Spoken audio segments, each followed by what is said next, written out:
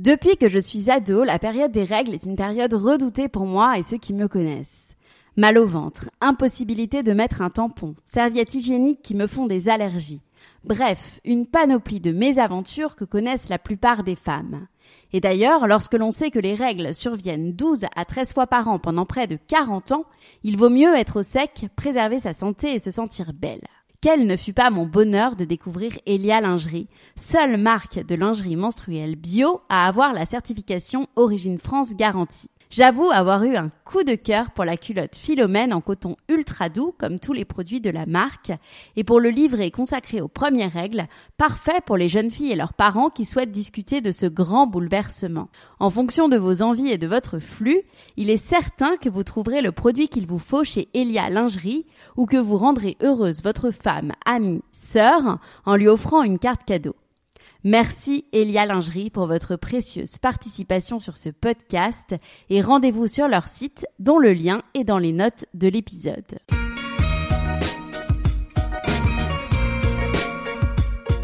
Bonjour, je suis Laura Pouliken et vous souhaite la bienvenue sur l'Aléa, le podcast qui parle du risque.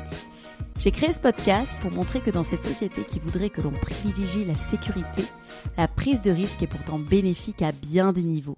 Pour le prouver, j'invite des hommes et des femmes qui ont pris des risques dans des circonstances variées, mais souvent hors du commun. Pensez d'ailleurs à vous abonner sur toutes les plateformes d'écoute. Et si le podcast vous plaît, le meilleur moyen de me le dire et ce qui m'aide le plus à faire connaître le podcast, c'est simplement de mettre un commentaire et 5 étoiles sur iTunes ou encore ICO, cette formidable application communautaire de podcast où vous pouvez découvrir et échanger entre passionnés de ce super média audio.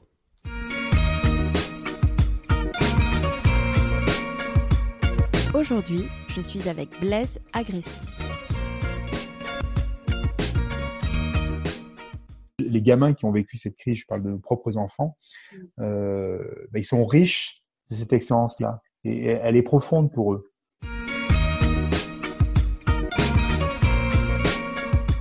Blaise Agresti, vous êtes guide de haute montagne et ancien officier de gendarmerie spécialisé dans le secours en montagne et la gestion de crise. Vous êtes également cofondateur de Mountain Path, une école de management d'altitude. Cette interview, j'aimerais la faire en 2 temps. Donc une première partie sur vous, sur votre parcours, et une deuxième partie sur la gestion de la crise que nous vivons actuellement. Donc, vos recommandations par rapport à celle-ci et votre avis.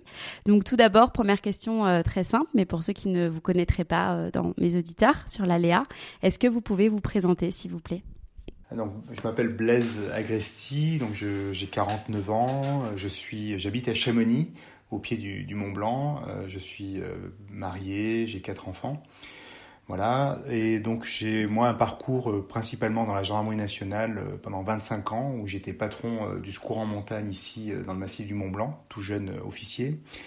Ensuite j'ai dirigé à 2 reprises l'école qui forme les gendarmes de haute montagne, donc des écoles qui sont très spécialisées dans à la fois les métiers de la montagne, former des guides et des secouristes, mais aussi travailler avec des hélicoptères, des médecins, etc. Donc ça, c'est le temps de la formation. Et ensuite, j'ai été responsable national de l'ensemble des unités de secours en montagne de la gendarmerie. Et voilà, donc ça a été 25 ans de parcours très service public, très gestion de crise, très gestion de catastrophes, de secours, de formation, etc. Et ensuite, donc, j'ai été absorbé dans une entreprise de l'outdoor qui s'appelle Petzl, qui fait du matériel de verticalité, des baudriers, des casques, des lampes, à la fois pour les pratiquants d'activités de montagne, de sport, etc., mais aussi pour les gens qui travaillent en hauteur, dans la verticalité, donc des gens qui sont pendus sur des éoliennes, des plateformes offshore, des bâtiments, qui vont peindre, qui vont travailler. Donc c'est tout un univers de la verticalité professionnelle. Donc ça, j'étais directeur commercial de cette entreprise pendant plusieurs années. Et depuis 3 ans, j'ai monté une structure, une petite start-up de formation et d'accompagnement de dirigeants, Mountain Path, donc, qui a pour vocation d'emmener des dirigeants en montagne pour travailler sur la décision dans l'incertitude, les problématiques de collaboration, d'engagement. Il y a plein de sujets en fait. La métaphore de la montagne est assez puissante pour inspirer en fait des collectifs managériaux et les amener un petit peu à changer de posture ou à revisiter leur manière d'appréhender le risque et la prise de décision. Voilà un petit peu le parcours rapidement décrit. On va revenir sur tous ces points ensemble, bien sûr. J'avais aussi une autre question un petit peu pour introduire l'interview. On peut trouver donc cette citation sur votre site qui dit La montagne offre à l'homme tout ce que la société moderne oublie de lui donner. Une citation de Samy Vell. Qu'est-ce que cette phrase vous évoque et pourquoi vous avez eu envie de la mettre finalement en valeur sur votre site internet ? Le début de l'histoire de Mountain Pass, c'est de dire nos sociétés se sont assises dans des espaces urbains, elles sont déconnectées de la nature, et l'homme, en fait, pendant des milliers d'années, des millions d'années, on pourrait presque dire, de son évolution, a toujours été en mouvement, à se déplacer, à marcher, à traverser des cols, à aller de point en point, à s'adapter, à la fois à la survie, à chasser, etc. Donc on était dans un mouvement de l'humanité qui était très en déplacement. Et on s'est assis avec les 30 glorieuses, alors je parle pour la France, mais l'après-guerre, en fait, progressivement, a fait qu'on est assis une bonne part de la journée. En tout cas, pas tout le monde, évidemment, mais une part de la civilisation s'est assise. Et en remettant les gens dans l'univers de la montagne, en fait, on leur donne la chance de redécouvrir un certain nombre d'aptitudes fondamentales qu'ils ont un peu oubliées ou qu'ils ont mis en veille dans leur vie au quotidien. Et c'est pour ça que cette citation de Samy Vell, elle est assez puissante, parce que la montagne, elle nous offre en fait cette capacité à réactiver des savoir-être, des savoir-faire, des intuitions, des intelligences qu'on a un peu enfouies finalement dans des modes de fonctionnement qui sont ceux de nos sociétés modernes. Voilà, donc c'est un peu ça la philosophie qui sous-tend la démarche de Mountain Pass et plus largement ma démarche personnelle et celle d'autres experts ou des gens avec qui on travaille. Je ne suis pas du tout seul à penser ça, quoi. C'est quelque chose qui est plus largement partagé. D'accord, très bien. Vous l'avez dit pendant votre présentation, donc vous êtes passé par le Centre national de ski et d'alpinisme de la gendarmerie, après avoir commandé l'unité de gendarmerie de haute montagne de Chamonix. Pouvez-vous nous expliquer déjà quel est le rôle de cette unité et votre parcours au sein de la gendarmerie, pour qu'on comprenne un petit peu mieux? Alors moi, j'allais dire souvent, quand je partage ce témoignage de cette tranche de vie, on va dire d'une bonne quinzaine d'années, c'est que ma première expérience professionnelle, ça a été un événement dramatique qui a bouleversé la vallée de Chamonix en 1999, je suis arrivé en 98 dans l'unité de secours, qui a été l'avalanche de Montroc, une avalanche qui a balayé un village dans le haut de la vallée de Chamonix. Et j'ai dit, le secours en montagne avait toujours imaginé se préparer à un secours très technique, en haute altitude, avec un hélicoptère, dans le vent, la tempête, avec une expertise très pointue. Et finalement, un événement comme une avalanche dans un secteur habité, en fait, on n'était pas tellement prêt. Les mécanismes de crise, qu'est-ce qui fait qu'on embarque un collectif, comment on essaie de prendre des décisions les moins mauvaises en ayant une visualisation de la situation qui est extrêmement partielle. Donc en fait, ça, c'était ma première expérience professionnelle et elle est assez fondatrice de tout le reste. Parce que j'ai constaté, et j'étais le patron des opérations, donc je ne pouvais pas me défausser sur quelqu'un d'autre, que je n'avais pas été très bien préparé à ça. Donc tout le temps où j'ai été en position d'être patron de la formation et plus largement patron au niveau national, tout mon travail a été d'essayer de faire progresser la formation des patrons d'unité, des cadres, sur la gestion de crise, mieux comprendre quand on rentre en incertitude, quels sont les éléments clés de la compréhension. Et ça, je l'ai vécu tout mon parcours, je l'ai mis en œuvre dans certains cas, je l'ai déployé dans d'autres, je l'ai transmis. Donc ça, c'est différentes manières de cheminer. Et de manière un peu cruelle aussi, ma dernière expérience, la dernière année où j'étais encore dans cet univers spécialisé, donc c'était en 2013-2014, j'ai eu un de mes collaborateurs qui est décédé dans un accident sur une phase préparatoire à un exercice. Et en fait, on est revenu à des choses où il y a eu des pertes de vigilance très individuelles et collectives. Et en fait, c'est pas parce qu'on théorise en fait de la gestion de crise qu'on est forcément à l'abri, sa propre équipe, etc. Dès lors qu'on est dans un environnement à haut risque. Et ça a été une forme de leçon d'humilité, de dire qu'il faut chaque fois déployer une extrême vigilance. C'est pas parce qu'on a travaillé sur ces thèmes-là du risque et de la crise qu'on est prémuni contre ça. Donc voilà, de grandes leçons d'humilité à la fois au début de ma carrière et à la fin de ma carrière en gendarmerie. Donc c'est ça en fait qui me pousse moi à beaucoup témoigner sous forme de conférences et de sensibilisation, parce qu'au cœur de toute cette histoire, c'est le facteur humain, c'est les biais cognitifs, c'est notre perception du réel, c'est toutes les choses trappes dans lesquelles on tombe, même quand on est avisé, informé, on y retombe quand même dedans pour plein de raisons. Et de décortiquer un peu toutes ces expériences, d'essayer de partager avec le monde académique, les neurosciences, de poser sur la table cette expérience vécue pour essayer d'en faire une matière à réfléchir, une matière à penser, pour essayer de la transmettre à d'autres. Voilà, c'est toute la démarche que j'ai essayé de mettre en place. D'accord. Et pour parler concrètement donc de vos missions, comment on se prépare justement en amont à une intervention en haute montagne comme vous avez pu faire? J'imagine qu'il y a beaucoup de risques à prendre en compte. Et ce que j'avais envie de savoir, c'est est-ce qu'il y a des techniques pour éviter et pour limiter le risque, pour appréhender ce risque en fait en amont?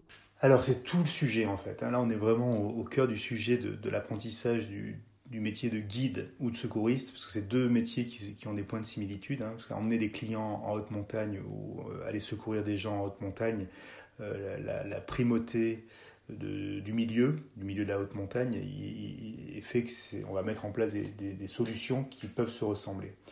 Alors, pour réduire le risque, je pense qu'il y a une première dimension qui est essentielle pour moi.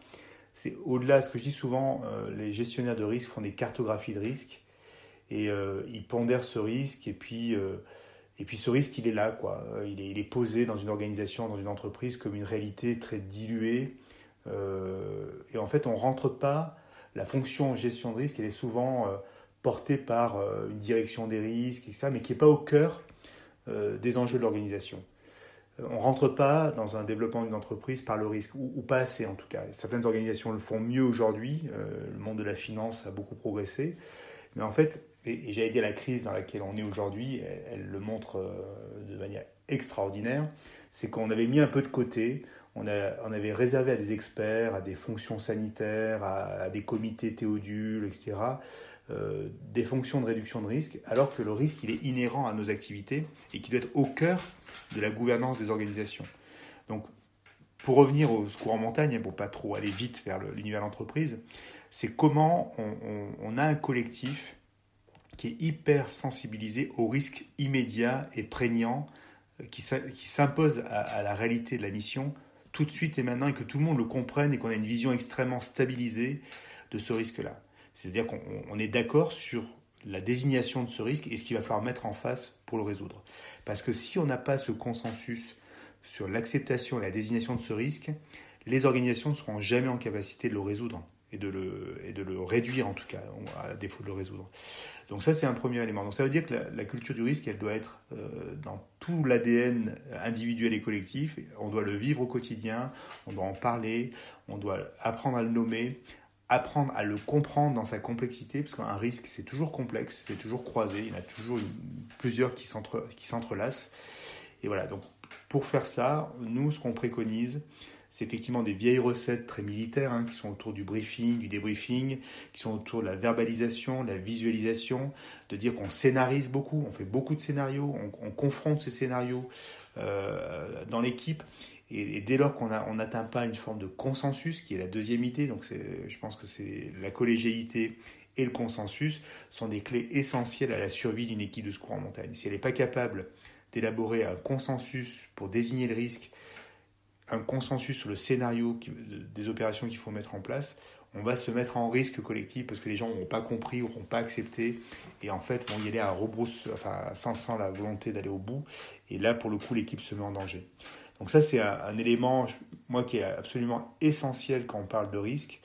Et là, on voit bien, si on reparle des pays ou de la pandémie, on n'a pas été d'accord tous pour désigner le risque à la même hauteur. Chacun a eu sa perspective au départ. Certains considéraient que c'était une petite grippe, d'autres c'était un phénomène local purement en Asie, puis après c'était plus l'Asie, c'était l'Italie, et puis après finalement on est quand même tous concernés. Donc en fait le temps qu'on arrive à stabiliser l'idée que le risque il est réel, il a une certaine dimension, il a des retombées qui sont multiformes, tant que cette perception-là elle n'est pas partagée, alors prioritairement par les dirigeants, mais plus largement par l'ensemble des parties prenantes, c'est même pas la peine d'essayer de faire la gestion de risque, parce qu'on se comprend pas, on se parle pas, on s'écoute pas, et on met pas en œuvre les énergies collectives pour pouvoir le résoudre et le réduire. Voilà. Donc ça, c'est vraiment dans les unités de secours en montagne, c'est là où se passe l'essentiel des efforts de formation. Donc on se met en situation, on débriefe, on analyse, on essaie de comprendre les erreurs qu'on a pu de perception qu'on a pu avoir.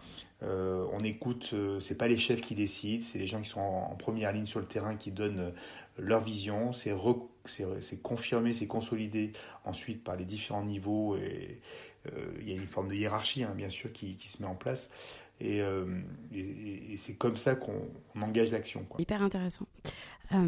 J'avais aussi une autre question. Donc, en montagne, pour revenir à la montagne et à votre ancien métier, on peut vivre des drames. Vous avez d'ailleurs écrit un livre, si je ne me trompe pas, qui s'appelle Une histoire de secours en montagne, dans lequel vous en évoquez. Donc, je ne l'ai pas lu, mais j'ai lu pas mal de choses dessus.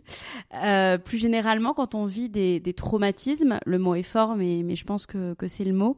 Comment on trouve la force d'y retourner ? Ben, ce que j'ai dit là dans des webinaires récemment, c'est qu'en fait la crise, elle vient nous chercher au triple, là, c'est dans nos valeurs essentielles. Et donc l'accident, c'est une crise, hein, c'est une forme de crise. En fait, l'accident, la perte d'un camarade, elle vient nous chercher dans nos essentiels, dans nos valeurs fondamentales. Donc il y a deux options. Soit ces valeurs fondamentales, elles ne sont pas alignées par rapport à l'engagement de vivre en montagne, de devenir guide, secouriste, et on va perdre un camarade et ça va effondrer le château de cartes de la motivation et du fait qu'on est là et on ne pourra pas repartir. Ça veut dire qu'il va falloir quitter ce métier et faire autre chose parce qu'on n'est pas adapté. Soit on a des fondamentaux qui sont extrêmement solides, individuels et collectifs. On ne joue pas que la carte individuelle. Et on sent qu'on est bien à sa place, que le drame qu'on a vécu, certes, il faut être capable de le regarder avec lucidité, d'en tirer les enseignements. Il ne remet pas en question ses fondamentaux et à ce moment, on peut repartir. Mais les gens que moi j'ai pu observer qui ont craqué un petit peu dans ce milieu-là, c'est ceux pour lesquels le socle de valeur du pourquoi je suis là, la fameuse raison d'être, hein, dont on parle beaucoup, elle n'était pas totalement... elle n'était pas assise sur des choses suffisamment pertinentes. C'est-à-dire qu'elle était beaucoup liée peut-être à l'idée d'être un super-héros de la montagne. Je parle de ceux qui rêvaient d'être secouristes en haute montagne, parce qu'il y a l'hélicoptère, parce que c'est un beau métier, etc. Mais qui n'avaient pas compris la profondeur de champ de ce métier, de l'engagement individuel, du risque qu'on devait porter à soi-même. Et ceux-là, ils n'ont pas résisté. Il y en avait peu, hein, parce que le dispositif de sélection, il fait qu'on les écarte avant, ces gens-là. Mais ça peut arriver. Voilà. Et pour revenir à aujourd'hui, à la crise dans laquelle on est, cette crise, on le voit bien, elle questionne notre manière de vivre ensemble. Qu'est-ce que c'est que le bien commun ? C'est quoi la solidarité ? En fait, on repose des choses qui sont... en France, liberté, égalité, fraternité, est-ce que c'est un truc qui est juste un concept ou est-ce qu'on le vit dans le quotidien, dans la manière d'être solidaires les uns des autres, etc. Ou est-ce que chacun se rue sur la farine, le sucre, les pâtes et puis on n'en a rien à faire des autres.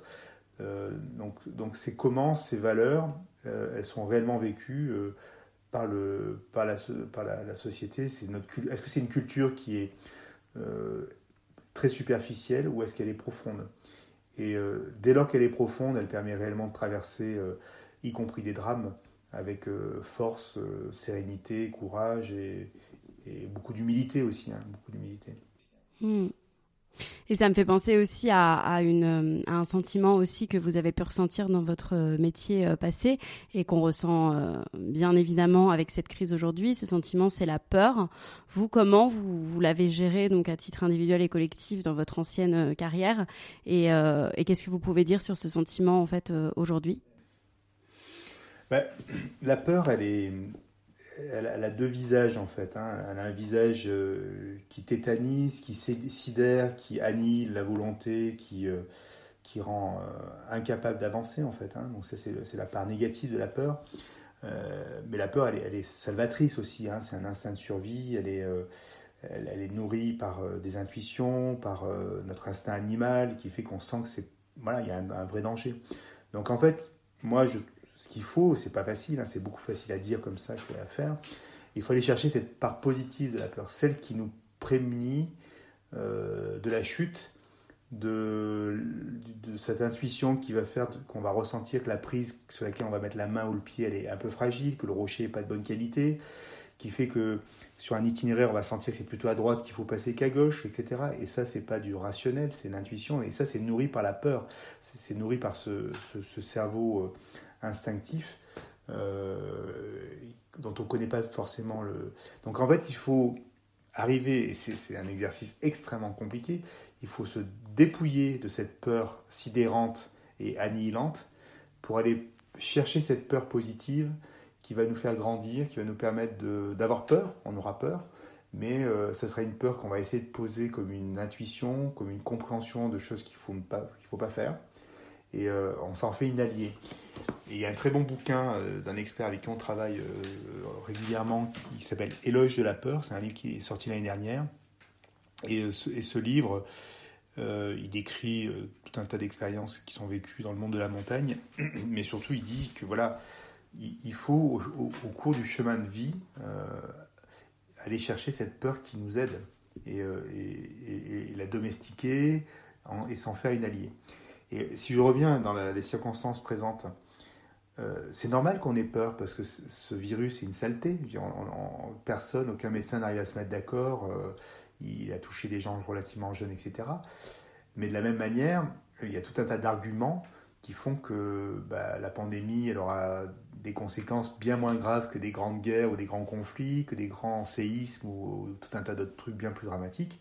Et donc il y a une part de contagion émotionnelle qui a largement dépassé la peur de notre allié, qui est de dire oui, c'est un truc dangereux, il faut s'en méfier, il faut mettre en place un certain nombre d'actions précises au niveau individuel, collectif, des États, etc., et au niveau international, mais sans pour autant perdre le repère et pas se faire embarquer par cette sidération collective, cette peur aveugle, qui pour le coup est extrêmement dangereuse, parce que la contagion des émotions, il y a là aussi un très bon livre de Christopher Hag que je recommande sur ce thème de la contagion des émotions, décrit très bien ces mécanismes.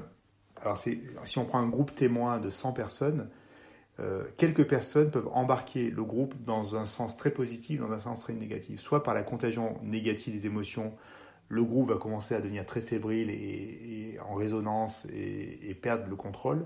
Soit quelques-uns peuvent embarquer dans le bon sens. Donc on voit bien que ces deux possibilités existent toujours.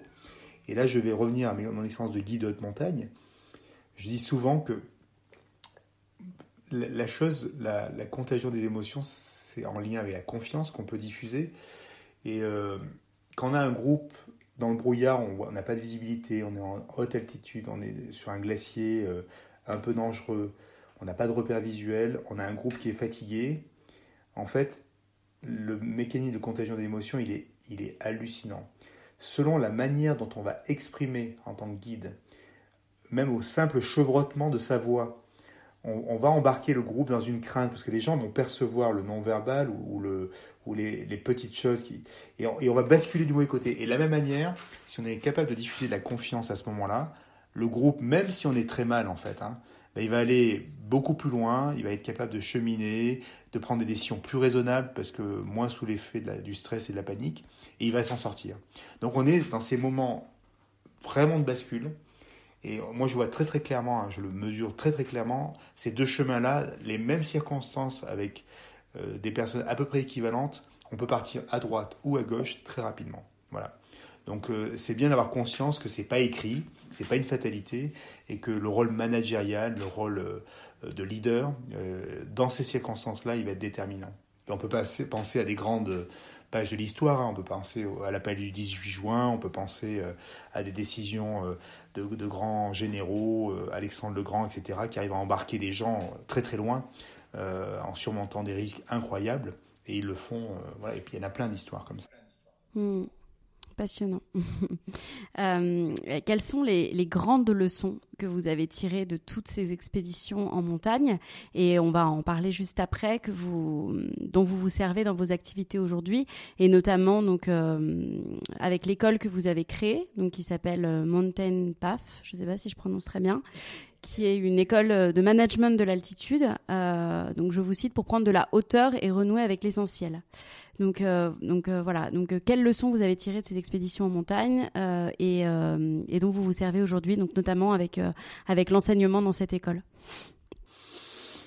Ça renvoie un peu à ce que je viens de dire sur ce lien dans les moments cruciaux entre les hommes, des rencontres entre des hommes, des circonstances, des lieux, un groupe. En fait, il y a une forme d'alchimie des moments. Il ne faut pas croire que le leadership, c'est quelque chose qui est hors sol. Ça s'applique à des hommes et des circonstances. Et en fait, c'est jamais gagné. Et tout va se jouer dans la manière dont on va adopter une certaine attitude. Et alors, en montagne, c'est extrêmement visible.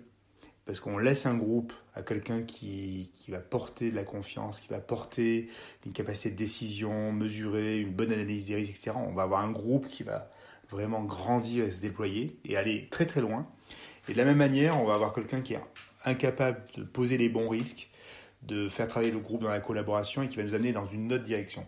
Et donc, moi, les enseignements que je tire, c'est que c'est toujours une alchimie extrêmement précaire quand même, et que ça ne s'apprend pas dans les livres. Moi, ce que j'ai dit, j'ai écrit ça il y a quelques jours, parce que de notre promotion de Saint-Cyr, en fait, on parraine 25 ans après les plus jeunes, et on nous a demandé d'écrire un petit truc. Moi, j'aurais raconté les deux histoires que j'ai racontées tout à l'heure, ma première expérience de l'avalanche et la perte d'un collaborateur à la fin de mon parcours. Et je leur disais que moi, finalement, de tout ça, j'avais peu appris à Saint-Cyr, à l'école de Saint-Cyr, qui est censée être une grande école française, l'armée, tout ça, adossée à 2 siècles d'histoire.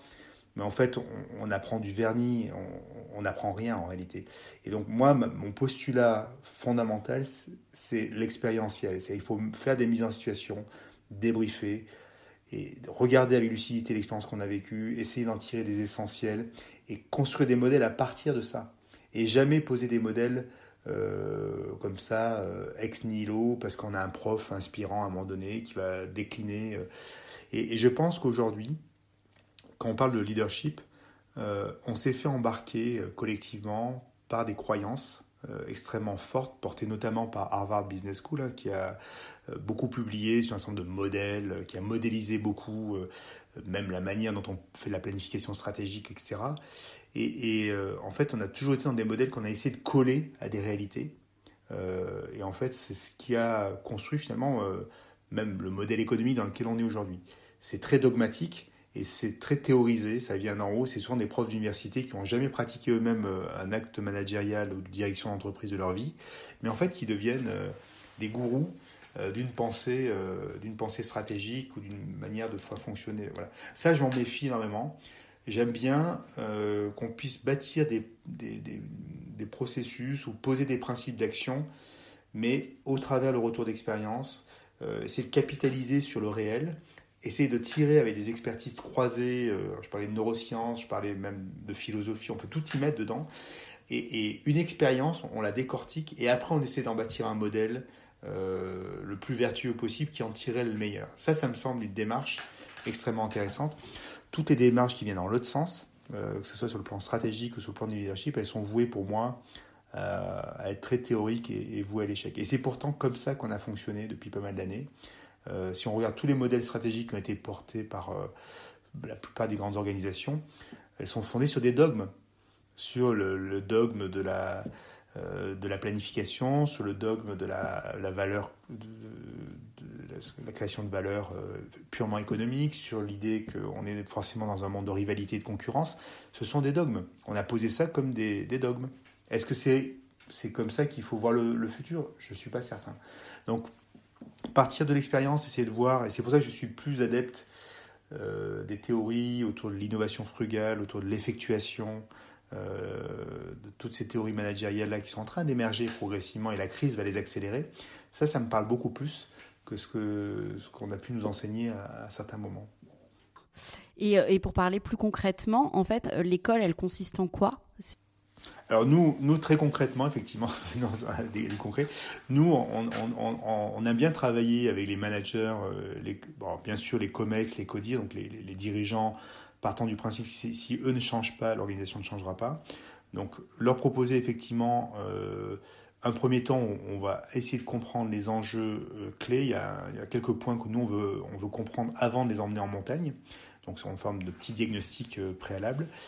Quand on a bien compris leurs enjeux, en fait, on pose un scénario pédagogique. On va les faire cheminer vers un sommet et on va leur mettre un petit peu des petites choses qui vont souligner les paradoxes ou les fragilités qu'on a pu identifier dans le diagnostic. Et pour parler très concrètement, on peut avoir des modèles un peu trop hiérarchiques, par exemple, très silotés, ou des matrices qui ont du mal à se parler. Donc on va faire en sorte qu'ils aient une opération de secours à gérer, où ils n'auront pas toutes les informations. Il va falloir recomposer une compréhension et voir s'ils sont capables de sortir un peu des schémas dans lesquels ils sont. Donc voilà, donc tout le travail qu'on fait après, c'est d'utiliser la montagne comme un catalyseur. Mais par contre, c'est eux qui prennent le lead, c'est eux qui définissent le sommet vers lequel ils vont aller. Les guides que l'on met à disposition seront là pour les aider, mais c'est pas eux qui vont prendre les décisions à leur place. Donc on s'interdit sur le plan pédagogique de faire le travail de guide qu'on fait ailleurs, par ailleurs. Ou c'est nous qui prenons toutes les décisions, souvent. Et ça fait des conditions pédagogiques incroyables, parce que le fait d'être dans un milieu qu'ils ne connaissent pas, ou peu en général, où il y a un risque réel, parce que la chute elle est réelle, on ne fait pas de la théorie, on ne fait pas du bac à sable, il y a une beauté esthétique, il y a une manière de sortir de la zone de confort qui est une évidence, mais c'est pas ça le sujet. C'est qu'en fait ils sont acteurs réels d'une expérience réelle, et de cette expérience-là on va leur faire tirer le meilleur pour eux, dans leur groupe, dans une réalité immédiate. Et ça c'est assez puissant en fait. Moi on avait un peu théorisé ça, mais en fait, depuis 3 ans, on a fait une quarantaine d'entreprises avec des séminaires qui étaient extrêmement concrets et pratiques. Et c'est incroyable les transformations qui ont pu s'opérer. C'est assez efficace. C'est du coaching, formation, accompagnement très densifié à travers l'expérience. D'accord, super intéressant. Dans cette seconde, on en a beaucoup parlé, mais dans cette partie de l'interview, j'aimerais avoir votre avis plus en détail sur cette crise que nous vivons actuellement. Vous avez eu donc une expérience des situations extrêmes et de la gestion de la crise. Quel est votre avis sur l'épidémie du coronavirus et sur ce qu'elle révèle de notre société aujourd'hui, de nos sociétés ? De manière très générale, avant de descendre un peu dans la technique, j'aime bien ce que dit le philosophe Comte Sponville sur le fait qu'on est dans une société qui a peur de la mort et qui se fait vraiment tétaniser par ce sujet-là. Donc ça, c'est un élément qui est majeur de la crise que l'on vit. Il y a eu des surréactions, on a perdu... alors, en tout cas, je parle de l'Occident, quoi. Je pense qu'on est beaucoup plus sensible à ça. Mais nos sociétés se laissent vraiment tétaniser par un événement certes grave, mais voilà, quand on fait les bilans, comparer ceci, cela, les chiffres de la mortalité par million d'habitants par rapport à d'autres risques, etc., on se rend compte que c'est pas aussi majeur que ça. Donc ça, c'est un premier élément. Et si je pense maintenant à la France en particulier, et là je vais revenir sur la gestion de crise plus particulièrement, c'est que nos vieilles institutions, elles ont du mal. Elles ont du mal à s'adapter à ça, parce que trop centralisées, trop administrées, trop de strates intermédiaires, trop de millefeuilles administratifs, et on a perdu l'agilité fondamentale. Donc si on combine les deux facteurs, une société peu résiliente, assez incapable finalement de regarder avec lucidité ce qui lui arrive, donc très contaminée par les émotions, les fake news, etc., et une organisation rigide, étatisée, peu décentralisée, alors peu préparée, on l'a bien compris, qui avait totalement raté le coche des signaux faibles et de la phase préventive. Donc ça, j'en parle même pas tellement c'est une caricature, mais et qui ne fait que ramer avec ces outils qui sont d'un autre âge et qui finalement est obligé à un moment donné de céder à des initiatives délocalisées, déconcentrées, public-privé, privé avec des nouveaux opérateurs, etc. Parce que le barrage cède en fait. On est obligé de laisser la porte à d'autres acteurs. Mais en fait, le modèle n'est pas consolidé. En fait, on n'a pas appris à travailler Et franchement, moi j'avais lu un article d'un chercheur de Sciences Po Paris là, sur la crise de Lubrizol, et c'était limpide pour moi. Et alors, je le dis d'autant plus facilement que je suis dans le groupe d'experts qui forment le gouvernement depuis 2 ans. Avec le SGDSN, là, on est quelques-uns à faire l'accompagnement du gouvernement, des cabinets ministériels à la gestion de crise. Donc on a vu de manière très pratique, on avait des cours jusqu'en février, hein, donc on était tout frais encore là-dedans. Cet article sur Lubrizol, il dit une chose très simple. On est dans des modèles de gestion de crise étatisés du monde d'avant, où l'État avait la réponse à tout. Alors ça marche en Chine dans un régime autoritaire, sur des pays qui sont très étatisés, mais on a déjà bougé, nous, en Europe. Donc ce modèle-là, il est plus opérationnel. Et Lubrizol, c'était de voir le décalage du préfet qui communiquait sur des questions de pollution de l'air avec un nuage derrière lui. On était dans la caricature. On avait aussi l'incapacité à faire rentrer dans la cellule de crise les habitants, des représentants d'associations de protection de l'environnement, etc. Donc c'est-à-dire qu'on gère la crise comme si on était en opposition avec les parties prenantes de la crise. On fait que la société civile est un adversaire potentiel. Alors qu'il faut repenser la gestion de crise dans un modèle décentralisé et collaboratif. Mais là, il y a un énorme boulot parce qu'on a laissé penser que des préfets, des ARS, étaient détenteurs de 100% du pouvoir. Et que ça rigidifie la réponse. Et après, on fait que ramer. Et moi, si je décrypte la lecture de cette crise à travers ces éléments, ben en fait, on voit bien qu'après, humainement, ils ont fait ce qu'ils ont pu. Et on ne peut pas blâmer individuellement les gens d'avoir été bons ou mauvais. Mais c'est que le modèle, il est plus adapté. Donc il y a un travail sur la résilience civilisationnelle, comment on essaie de redire à chaque citoyen que voilà, on peut mourir, il y a une forme de résilience à adopter, il y a aussi une responsabilité individuelle à porter un masque, à se laver les mains, etc. Donc ça c'est de la résilience. Et l'éducation au secours, secourisme, etc. Ça, c'est un énorme axe. Et avec l'abandon du service national, on a perdu cette capacité à minima à offrir quelques sessions d'initiation et de formation à ça. Et le deuxième axe, c'est comment on déconcentre l'État, comment on permet... et pourquoi l'Allemagne a réussi? Parce qu'elle a laissé les Landes plus flexibles, plus connectés à l'entreprise, etc., gérer. Et en fait, il y a eu des impulsions au niveau de l'État allemand, mais après, il y a eu beaucoup de décisions qui ont été prises au niveau des Landes, donc dimension fédérale. Donc moi, c'est ce que j'observe aujourd'hui, c'est que plus on essaie de centraliser une réponse à la gestion de crise quand les crises sont très complexes, plus on a de chances de se planter, quoi. Voilà. Et ouais, je prends l'exemple de ce que j'ai vécu dans le secours en montagne, l'avalanche dont je parlais, Montroc. Mais moi, je n'avais pas besoin du préfet ou de quiconque pour gérer la crise. C'était plus des choses qui nuisaient finalement. On avait beaucoup de reporting, beaucoup d'explications à fournir, etc. Donc en fait, toutes ces strates, en fait, elles n'apportent pas toujours de la production de solutions pratiques. Elles ont... voilà, on a beaucoup de réunions, beaucoup de process, beaucoup de paperasse. Et quand on voit qu'il y a eu des évacuations de personnes atteintes du coronavirus vers des hôpitaux du centre de la France où les trains ont été arrêtés parce qu'il manquait un papier ou je ne sais quoi, enfin, c'est un truc de dingue.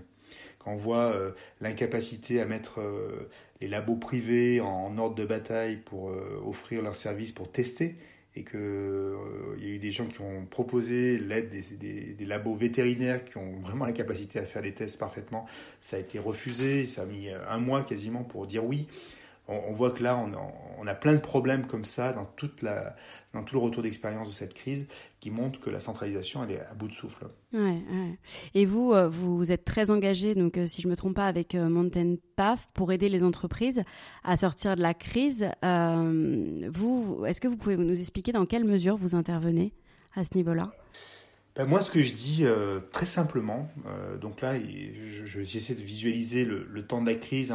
On a les signaux faibles, la courbe qui monte. Là, on voit bien la courbe du coronavirus avec l'intensité de la crise qui monte. Après, on aura peut-être une crise économique derrière. Donc, on voit bien que la crise, ça va être tout ça. Donc, c'est ces montagnes russes. Et dans cette roue crantée de la crise, il y a plein de choses à faire. On a abordé quelques-unes. Et il y a deux scénarios. Un, c'est de laisser cette roue tourner au fil des jours et des semaines et puis nous amener à une situation plus calme et après on repart, on essaie de reconstruire.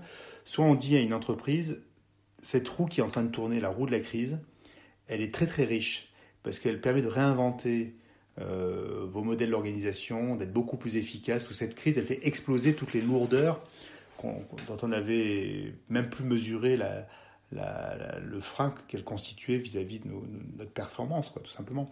Et la crise, je vais parler crûment, elle fait péter tout ça. Donc, elle dit non, circuit court, on a besoin de ça, il faut, tac, télétravail, en 2 jours, on fait le télétravail qu'on n'avait pas réussi à faire en 5 ans, en 3 jours, on a des nouvelles chaînes d'approvisionnement, on arrive à refaire de la réglementation, on arrive à accueillir des millions de chômeurs en 2 temps 3 mouvements, on arrive à repenser un dispositif d'aide, etc. Tout un tas de trucs qu'on est incapable de faire pendant des années, et là, en 5 semaines, on rebâtit un nouveau modèle. Donc, c'est-à-dire qu'il y a eu du génie pendant ce temps-là. J'ai décrit tout à l'heure les lourdeurs de la centralisation, mais il y a eu du génie aussi. Et donc, ce génie, il y a 2 options. Soit on le laisse passer devant notre nez et il va se diluer dans la routine qui va se réinstaller derrière. Soit on se dit, on fait une action un peu commando pour aller capter les bonnes pratiques, les choses intelligentes qui ont été mises en place pendant ce temps de la crise, et on en fait le nouveau référentiel de leadership, de manière de fonctionner au niveau du travail, le nouveau modèle d'organisation. Et donc, on va chercher ça. Et moi, c'est ce que je propose. Et donc, j'ai une entreprise, une assurance qui nous a fait confiance là, très récemment pour faire un dispositif complet, pour aller capter ces bonnes pratiques, mettre en mouvement un dispositif d'écoute pour transformer les attitudes managériales de l'organisation et faire qu'au lieu d'attendre la sortie de la crise pour le faire, on le fait maintenant. On le fait maintenant parce que c'est maintenant que c'est le plus intéressant, parce que c'est chaud.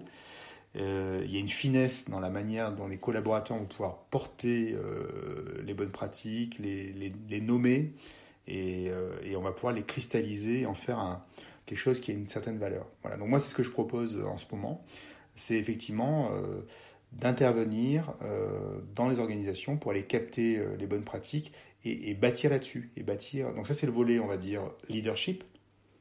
Et le deuxième volet qui est très intéressant pour moi, parce qu'il n'y en a que 2, c'est la vision stratégique.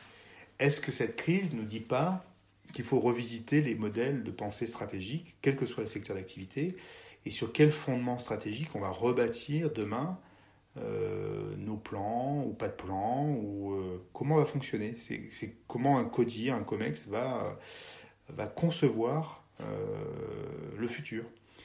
Et il y a vraiment plein de chemins possibles. Moi, j'ai une conviction forte, c'est qu'il faut changer les modèles qui ont été proposés par les business schools depuis des années. Je ne vais pas faire la caricature de toutes les matrices de Porter, de tout ce qui relève de la planification stratégique, etc. Tout ce qu'on nous enseigne, hein, voilà, ok. Et de dire, ben voilà, non, il faut être sur des boucles plus courtes, itératives, rentrer de la donnée factuelle, une stratégie data-driven, donc on s'appuie sur du fait, on ne fait pas des planifs sur 15 ans, 5 ans, arrêtons de dessiner des moutons à 5 pattes qu'on n'atteint jamais, qui créent de la frustration dans les organisations, essayons d'être beaucoup plus en création collaborative pour bâtir ces plans stratégiques, ne laissons pas ça à des cabinets de conseil, etc. etc. Donc c'est tout ça qui me semble intéressant de pousser, c'est peut-être du dogme aussi, hein, je ne sais pas, mais en tout cas je trouve que les circonstances sont favorables pour à la fois revisiter la pensée stratégique et repenser un leadership plus résilient, plus solidaire, plus tourné sur le durable. Voilà. Et ça, la crise, elle nous offre ce cadeau. Voilà. Si on ne va pas les chercher, on va le laisser passer. Ok. J'ai une dernière question avant de passer à ma question rituelle que je pose à tous mes invités. Donc peut-être que vous y avez déjà répondu, mais je la pose quand même. En quoi pour vous cette crise est différente de toutes celles qu'on a pu vivre, et quelles leçons on peut en tirer, donc à titre collectif, vous avez beaucoup répondu, mais aussi à titre individuel? Pour moi, c'est une crise qui nous met un signal majeur de l'impact néfaste, d'une dimension néfaste, elle n'est pas toute néfaste, de la mondialisation, des interconnexions, etc. Mais on ne peut pas la déconstruire, la mondialisation. Donc il va falloir juste, donc j'ai dit, comment on va pouvoir rendre cette mondialisation plus human acceptable, quoi, entre guillemets, plus environnementalement acceptable, etc. Comment on réconcilie les impératifs de développement. Voilà, c'est ça que nous dit cette crise. Elle nous dit ça. Elle nous dit juste qu'on arrive à la fin d'une époque qui a commencé il y a fort longtemps. Pas que à la révolution industrielle, hein, elle a commencé, et moi je dis souvent qu'elle a commencé, j'ai cité déjà Alexandre le Grand, mais la mondialisation, c'est l'héritage grec en fait, hein, c'est de dire on est capable d'aller amener une civilisation ailleurs, le modèle grec, et Alexandre le Grand en a été l'incarnation. Il a assassiné son père, Philippe II de Macédoine, au pied de l'Olympe à côté de Thessalonique. Il a enterré de manière somptueuse son père en mettant tous les trésors de la Grèce antique au pied de son père. Et ensuite, il est allé, j'allais dire, diffuser ce modèle de société hellénistique, grecque, de par le monde. Et ça, c'est le début de la mondialisation et on en est là aujourd'hui. Donc ça, le pari d'Alexandre, il a fonctionné parce que c'est devenu Google, c'est devenu Microsoft, c'est devenu tout ça. On en est là. Voilà. Maintenant, le monde, il est fini et la pandémie, elle nous interpelle, elle nous fait un avant, elle nous tient une sonnette d'alarme très forte sur toutes ces questions-là. Voilà. Donc, pour moi, c'est extrêmement simple, hein. Soit on l'entend, cette sonnette, soit on l'entend pas. Si on l'entend, ça veut dire qu'il va falloir changer pas mal de trucs. Dans ces modèles, on parle de relocalisation, on parle de vigilance sanitaire, de durabilité des choses, etc. Donc, il y a tout un tas de choses qui sont en train de s'évoquer. Est-ce qu'on va être capable de le prendre, ce tournant? Voilà, moi, je suis assez sceptique parce que la gouvernance mondiale aujourd'hui, elle est pas assez unifiée. Il y a trop de clivages géopolitiques pour porter un projet de sortie de crise puissant dans le sens que j'indique. Donc, je suis assez inquiet par rapport à ça parce que je trouve que les outils, que ce soit l'ONU ou d'autres organisations, sont faiblement en capacité de porter ce virage. Voilà. Donc, on va voir, hein, mais ça, c'est un enseignement qui me semble absolument majeur. J'ai oublié la deuxième partie de la question. C'était, non, vous y avez répondu. En quoi est-elle différente des autres et quelles leçons en tirer à titre individuel et collectif? Alors, donc, voilà, si, c'est ça. Bon, sur le plan collectif, c'est ça. Donc, c'est cette question de la gouvernance, etc. Oui. On va voir. Hein. Là, j'ai mis mon scepticisme. Mais là où je suis positif, c'est l'individuel. Je trouve qu'il y a des magnifiques initiatives et que la conscience collective a grandi en quelques semaines. On est passé de gens conscients, il y en avait déjà, bien sûr, un mouvement qui s'élargit. Voilà. Donc, on va être dans ces clivages maintenant entre ceux qui veulent porter cette transformation et d'autres qui vont résister, qui vont ramener vers des modèles d'avant. Donc, ce qui est encourageant, c'est qu'individuellement, il y a une plus grande conscience et que les gamins qui ont vécu cette crise, je parle de nos propres enfants, ils sont riches de cette expérience-là. Et elle est profonde pour eux. Et eux, ils grandissent avec ça, ils grandissent avec cet héritage-là. Ils auront grandi dans le confinement, ils auront vécu une expérience très forte avec leurs parents, dans un modèle très différent. Et je suis sûr que ça va faire une génération qui sera capable de porter des choses différentes de la génération précédente, la nôtre en l'occurrence. Un message d'espoir, on espère. Enfin voilà, je m'y accroche en tout cas. Ouais, c'est le Ouais. printemps. Et j'ai une dernière question que je pose du coup à tous mes invités. Quelle est selon vous, Blaise, la définition du risque et les risques nécessaires pour vivre pleinement? Le risque nécessaire, c'est le déséquilibre qui permet de marcher. En fait, moi, le risque premier, essentiel à la vie, c'est le déséquilibre, c'est l'acceptation du vide. Si, quand je suis un petit enfant, j'accepte pas de tomber un peu, et ça, c'est le mouvement de la vie. Donc, le risque premier, pour moi, c'est cette acceptation du vide, de la chute, qui permet de créer des choses, d'être dans une dynamique. Voilà. Et ça, il faut qu'on réapprenne à accepter le risque de la chute. Voilà. Ça me semble absolument essentiel. Alors qu'on a, par le principe de précaution, on a vraiment créé une culture de l'anti-risque, en fait, partout. On n'a fait que nous castrer par rapport à cette chute possible. Il faut donc donner la possibilité à chacun de réapprendre le goût du déséquilibre euh, pour pouvoir mieux appréhender en fait plein de choses, plein de réalités. Vous venez d'écouter l'Aléa. Merci d'avoir passé ce petit temps avec moi. Quelques petites infos en plus avant de se quitter. Vous pouvez suivre l'actualité du podcast sur mes comptes Twitter et Instagram, Lo from Paris, ou encore le compte lalea.podcast. À bientôt.